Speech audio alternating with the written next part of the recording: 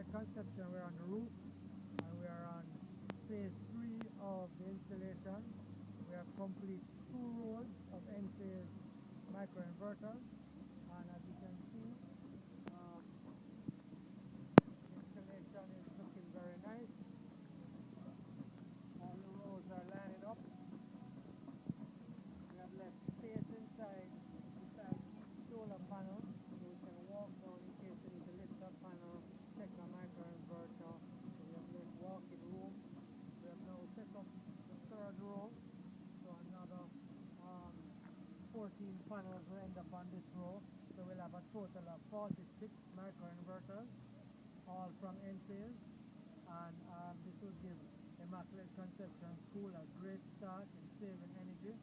And as you can see, if you pan over there, the school has a lot of roof space. You can end up with 100 kilowatts, and that will take about 90% of the energy cost off of the grid and produced by the sun. So we want to thank Enphase for helping us with this project as well, and we look forward to phase 2 as we double the production within a couple of months and end up to where they need to be to finally save 80% to 90% of their electricity costs using the smart solar, the only solar to use